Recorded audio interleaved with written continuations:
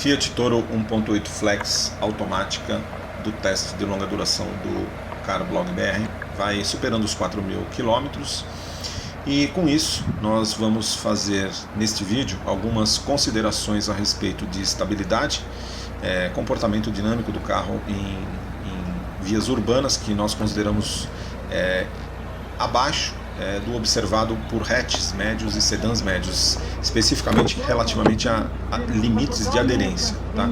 Então quem está acostumado com hatch médio, com sedã médio, ou tem mesmo hatches compactos, vai observar que esse carro demanda mais cuidado, porque a traseira e a frente elas deslizam para a parte externa das curvas com muito mais facilidade, em velocidades muito menores do que esses outros carros mais convencionais, tá certo?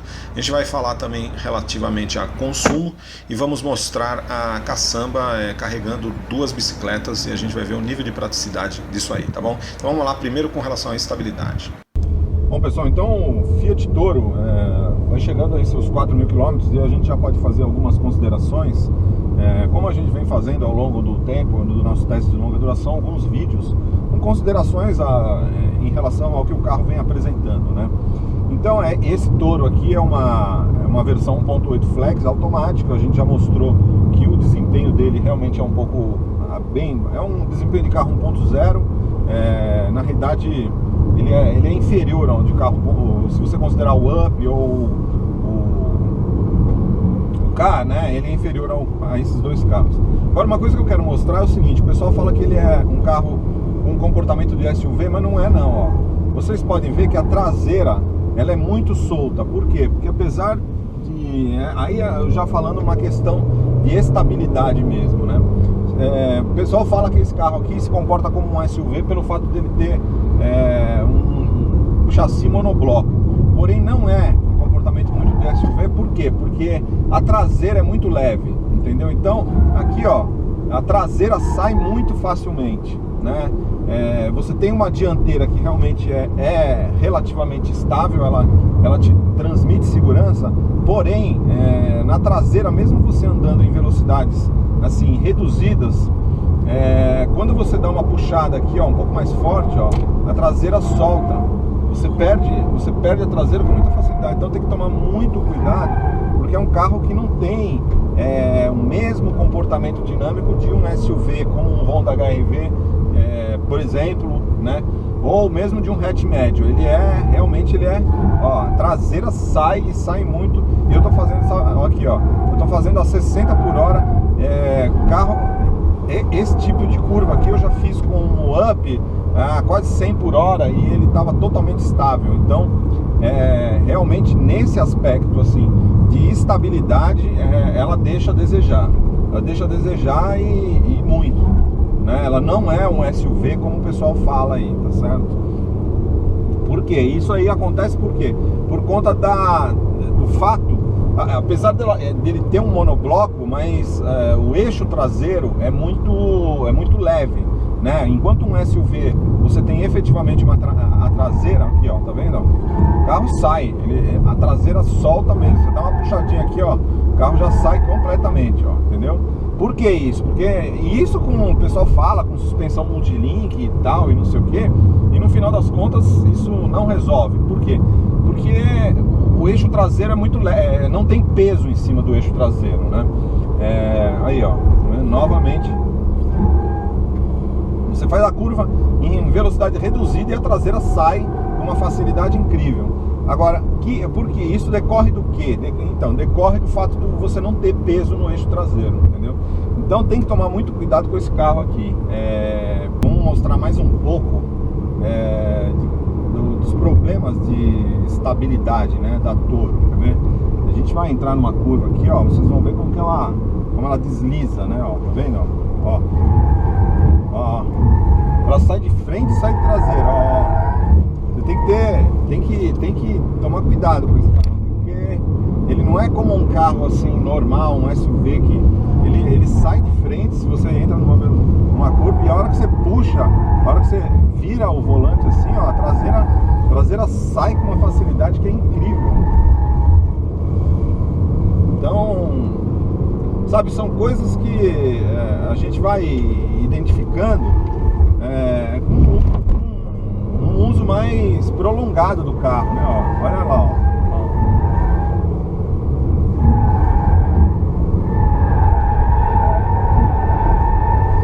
Aqui ela saiu com as 4 rodas, tá vendo? Você vai identificando isso com um uso mais prolongado, porque o que acontece? Um carro desse tamanho aqui, em geral, você acaba, se você vende um carro menor, você acaba tomando um pouco de cuidado no começo e andando com mais cautela, né? E o problema é que com o tempo você vai se acostumando com o tamanho do carro e tal, e você começa a acelerar mais, o consumo começa a cair. E aí os problemas de estabilidade, não é que é um problema de estabilidade, talvez para um carro como uma picape seja até correto, mas para quem está acostumado com um carro, com hatch médio, com sedã médio, que realmente tem um nível de estabilidade mais elevado, a Toro, ela pode pregar algumas peças, né? Mas não é só de traseira não, a dianteira também, ela às vezes te prega uns sustos, quer ver? Ó, a gente vai te mostrar aqui, ó, como a traseira vai embora, ó, aqui, ó, tá vendo, ó? Traseira nesse tipo de curva aqui, que é uma curva muito fechada, normalmente você vai fazer um retorno, eu quase bati já esse carro, porque eu tô acostumado a fazer algumas curvas assim, e com carros, né, com um Up, com Golf, e aí você freia, você acha que o carro vai parar, e a Toro, isso não acontece, mesmo que você está numa velocidade que seja compatível com a curva, a hora que você freia, a frente desliza, né? Então ela tem um problema de estabilidade tanto na dianteira quanto no traseiro. Aqui, ó, tá vendo? Ó, a traseira, você perde a traseira, ó, você perde a dianteira muito facilmente. Então é um carro que tem que tomar cuidado em relação à estabilidade, tanto na dianteira quanto de traseira. Então, pessoal, nós vamos fazer nesse vídeo algumas considerações sobre Fiat Toro, ao longo desses cerca de 4.000 quilômetros aí de testes de longa duração. Vamos fazer considerações sobre a estabilidade, que não é tão boa quanto a de um carro, nem de um SUV, e muito menos de um hatch médio. O pessoal que fala que ela tem comportamento de hatch médio, ela tem um problema de estabilidade na traseira, né? Porém, ela tem vantagens também, né? Ela, por exemplo, é um carro que, pelo fato de ter uma suspensão um pouco mais elevada, ele é adequado, né, para você pegar vias esburacadas, esse tipo de via um pouco menos de qualidade inferior, que frequentemente você encontra no Brasil, né? Então, nesse sentido, ela é interessante. Ela é interessante também para quem gosta, né, de um posicionamento um pouco mais elevado, uma posição de dirigir um pouco mais elevada. A Fiat Toro é uma opção interessante também, né? E ela, apesar de já ter tido um aumento, ela ainda oferece uma boa relação custo-benefício, mesmo levando-se em consideração que ela não tem o nível de desempenho dela é muito insuficiente para o custo do carro, né? Você pegar um carro como esse aqui, ele está na faixa de 90 mil reais, 88 a 90 mil reais, né? É um preço muito elevado para você ter um nível de desempenho tão baixo quanto ele, né? Então esse carro merecia um motor mais moderno, né? Precisava de um motor que fosse 1.8, uma turbo, com injeção direta, para você ter aí em torno de 170, 180 cavalos de potência, que quando associado com uma transmissão automática te desse um desempenho correto, que desse para você colocar, pegar estrada, enfim, e aí seria adequado, né? Mas esse motor 1.8, que é o mesmo da estrada Adventure, que é o mesmo do Palio Sporting, que é o mesmo do Punto Sporting, ele realmente não é adequado, porque você fica com um desempenho aqui que é muito parecido com um carro 1.0. Aliás, o o Up 1.0 é mais rápido que ele, então isso aí deixa um pouco a desejar, né? Eu acho que a Fiat precisa. Agora, em termos de acabamento interno, ela impressiona bastante. Inclusive, tinham algumas pessoas falando que o Fiat Mobi teria o mesmo nível de acabamento interno da Toro. Não tem mesmo. A gente já fez um test drive no Fiat Mobi e, assim, em termos de acabamento interno, a Toro é um ponto fora da curva dentro da gama Fiat, até mesmo porque ele é um carro fabricado na unidade fabril da Fiat Chrysler em Goiânia, no estado de Pernambuco. Não é a mesma fábrica de Betim, em Minas Gerais. Então tem diferenças significativas de montagem, de qualidade de acabamento. A Toro realmente tem um nível de qualidade de acabamento muito bom, né? Muito bom. Ainda não chega no nível de qualidade top de linha, mas, assim, comparativamente a outros carros da Fiat, ele, assim, a qualidade de montagem, de chapas e tal, é muito bom. É um acabamento que merece respeito, né? Então é isso. Então, como a gente mostrou, em termos de estabilidade, ela deixa a desejar. Não é um carro, é um carro que tem que tomar muito cuidado, porque a traseira realmente é muito solta, em função de ser uma picape. Picape é assim mesmo, né? Picape tem traseira solta, porque não tem peso. Talvez quando ela estiver carregada ela melhore um pouco, mas, assim, carro sem carga, a traseira fica muito solta e ela desliza, ela sai com muita facilidade, causando insegurança. E apesar que é o tal negócio, tem que se tomar cuidado, tem que saber com o tipo de carro que você está andando e tomar cuidado, saber as situações. Se você for usar esse carro aqui como um SUV, não vai funcionar mesmo, e você corre o risco de sofrer um acidente, porque o nível de estabilidade dele não é bom, né? Agora, vale a pena comprar tem muita gente comprando, o carro está fazendo muito sucesso. A Toro, depende, né? Como a gente já mostrou, para uso eminentemente urbano, ela tem opções melhores do ponto de vista racional. Não tem opção, assim, que te deixa numa posição de dirigir tão elevada, não tem opção que te deixa com que dê essa sensação de você estar com uma picape. Enfim, tem essa questão de versatilidade da caçamba, mas bebe muito e desempenho é pouco, espaço interno é reduzido em face do tamanho. Agora, para off-road também, ela também não funciona, porque esse negócio de tração dianteira, para um carro desse tamanho aqui, com esse peso, com motor fraco, ela também não consegue superar off-road, mesmo off-road leve. Então, enfim, é um carro meio, assim, híbrido, né? Digamos assim, suas finalidades, né? Então, basicamente é isso. Eu acho que tem que avaliar bem. Eu particularmente estou gostando, mas já fico pensando em trocar por um hatch médio, alguma coisa assim, pelo fato do tamanho dele ser muito grande e acabar sendo meio que cansativo você ficar andando com um carro desse tamanho na cidade, sem que você tenha uma contrapartida em termos de espaço interno, né? Então, é só isso, né? Basicamente é isso. Agora, acho que é uma questão que cada um tem que analisar, né? Fazer um test drive e ver se efetivamente é um carro que atende, né, as expectativas. É um carro diferente do que normalmente todo mundo está acostumado. É bem acabado, gostoso de dirigir, leve, mas desempenho suficiente, consumo elevado, espaço interno que é bom, mas pelo tamanho do carro externamente ele deveria ser melhor, né? Então, basicamente é isso.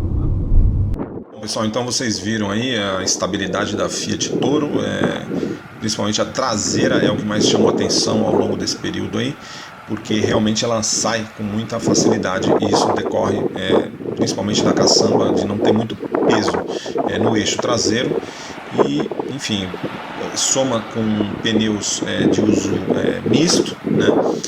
E suspensão elevada, você tem um centro de gravidade elevado, suspensão também macia, né? E aí você acaba tendo esse efeito, né, que quem está acostumado, né, com carros mais convencionais acaba sentindo, é estranho, tem que tomar cuidado, tá certo?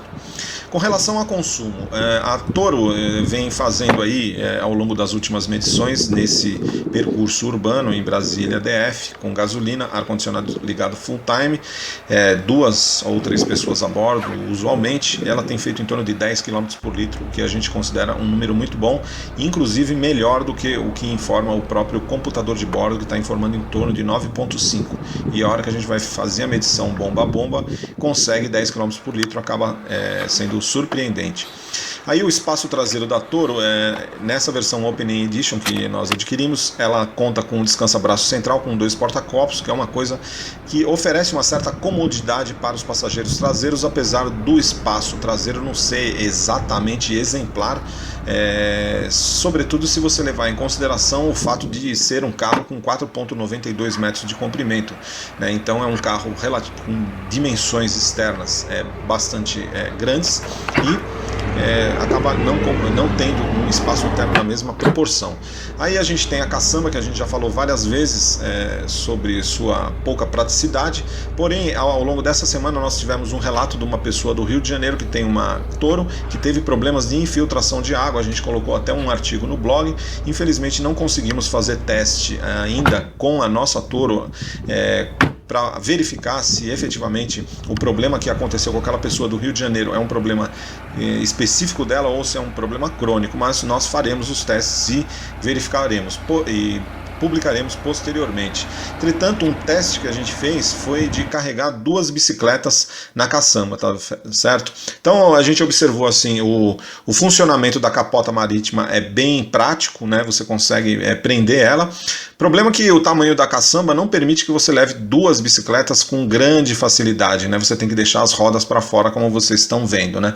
Então o que a gente identificou é que, por exemplo, se você for usar carregar uma moto, tem que comprar o extensor de caçamba, tá certo? Então, feito algumas considerações sobre o fato, de, assim, com relação a desempenho. Ele é um desempenho, ele anda menos do que um Up 1.0 convencional, não um Up TSI. O Up TSI é carro esportivo perto disso aqui. Então, o desempenho dele é fraco. Agora, uma coisa que surpreende positivamente é o consumo, tá certo? O consumo desse carro aqui de gasolina, nesse percurso que vocês estão vendo aqui, ele está ficando em torno de 9,5 no computador de bordo. E o que é interessante é que quando você faz o cálculo pela litragem, ele chegou a estabilizar em torno de 10 km por litro. Então eu achei um consumo muito bom, né? Achei um consumo muito bom.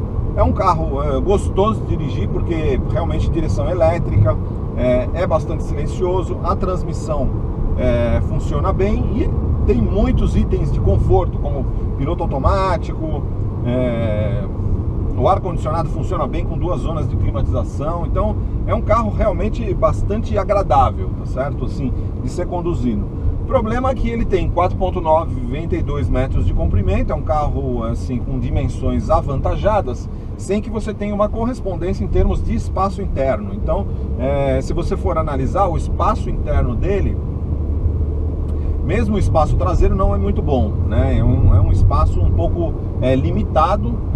A caçamba, nós já fizemos um teste, vamos colocar até aí, vamos mostrar. Ela serve para você levar as bicicletas, só que você tem que dar um jeito as bicicletas, por exemplo, elas não entram, não ficam, você não consegue colocar uma bicicleta inteira dentro da caçamba, você tem que deixar uma parte da roda para fora. Então, nesse sentido, acabou sendo um pouco decepcionante pelo fato de, assim, isso que você faz na caçamba da Toro, você consegue fazer na caçamba de uma Saveiro ou mesmo de uma estrada, tá certo? Então, evidentemente, esse carro tem uma capacidade maior, tem mais espaço que uma Saveiro, cabine dupla e tal, mas, assim, tem um pouquinho mais de espaço, não é tanto mais quanto a diferença de comprimento, que ela é quase 70 centímetros maior, em torno de 70 centímetros maior que a Saveiro, faça supor, tá certo? Porque você pega uma Saveiro cabine dupla, você consegue levar uma bicicleta lá, é um pouco complicado, mas você leva, como aqui também você leva, mas também não é tão fácil assim, certo? Enfim, então, assim, o consumo realmente uma coisa que agrada bastante. Ele é um carro gostoso de dirigir, porém é muito pouco prático em cidade, né? Porque ele é muito grande, acaba demandando muito espaço, e o fato do desempenho dele ser muito fraco acaba tornando ele um carro um pouco cansativo para usar em cidade, tá certo? Enfim, então essas são considerações, né, sobre o comportamento da Toro.